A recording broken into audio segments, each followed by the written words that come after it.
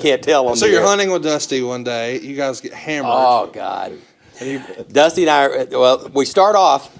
We go to a ranch. We go to this ranch down in West Texas. We're going to hunt, and so we get there and we get to drinking, and it's just me and him. The whole ranch. We got the whole ranch to ourselves.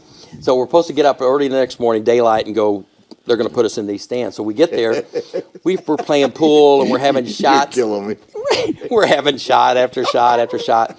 So we're staying in this little cabin thing they had out there. So we go out there and they got two beds, you know, and so I'm taking my clothes off and I didn't have any briefs on. So I get, and all of a sudden I'm feeling sick. I'm like, oh God, I'm sick. So I go out on the porch. And so they had this great big old hound dog. And so, drunker than a skunk, so I'm bending over, I'm throwing up. I'm just throwing up. Well, I hear Dusty walk out, and I'm like, oh. And all of a sudden, this dog starts licking my ass. And I'm like, is that you, Dusty? He says, no, brother, that ain't me. Oh, God, that's No, you got to hear the whole story. So the next, we can't get up to go hunting. So we get up.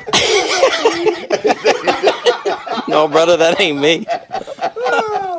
So, Oh, I can't take it. so the guide comes and takes us out. So it's the guide, then about 20 yards behind him is Dusty, and then 20 yards behind him is me. So we're walking. Well, we don't want to.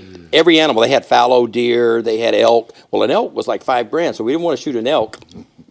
So we're walking, and I look, and I see, and I'm trying to see if it's a fallow deer, and I'm like, shh, shh. I'm like, Dusty. And he looks. I said, is that an elk? He looks.